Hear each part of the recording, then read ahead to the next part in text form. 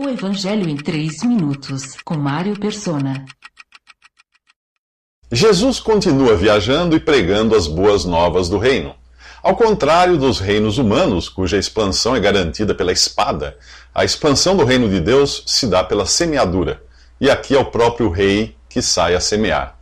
Este não é o trabalho de um rei, mas Jesus veio ao mundo em humilhação e não em exaltação. Ele veio antes para plantar, não para colher.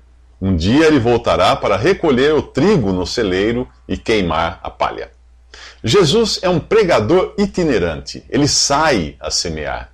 É comum nós encontrarmos igrejas que são apenas pontos de pregação esperando pelos incrédulos. Porém, a palavra igreja, ela significa assembleia ou reunião. E não é para incrédulos, mas para pessoas salvas. Salvas pela fé em Jesus e congregadas pelo Espírito ao seu nome.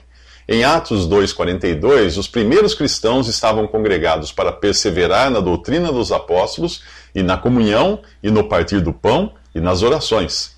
A atividade da igreja não incluía o evangelismo, pois a igreja não evangeliza. A igreja se reúne para aprender, orar e adorar.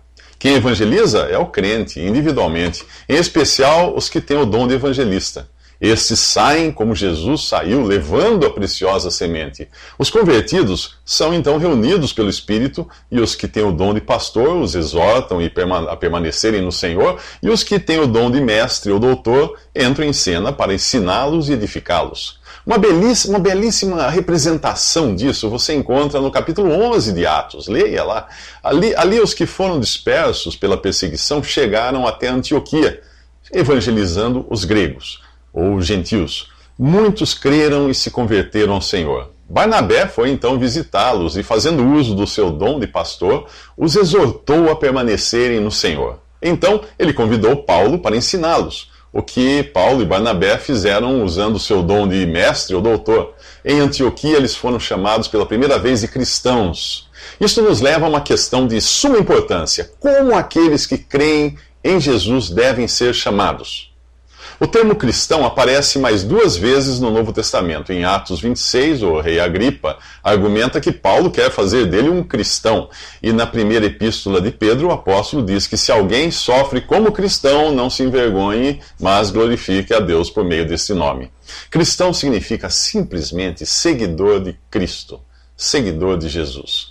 No Novo Testamento, os salvos por Jesus são também chamados de irmãos ou santos, que significa separados para Deus. Qualquer outra denominação não tem fundamento bíblico e nega na prática o testemunho de que há um só corpo de Cristo, a igreja, da qual fazem parte todos os salvos, sem exceção. Você acha que Deus aprovaria que os salvos por Cristo se identificassem por diferentes denominações? Nos próximos 3 minutos, saiba por que Jesus falava por parábolas. Visite 3minutos.net. Dúvidas? Visite respondi.com.br.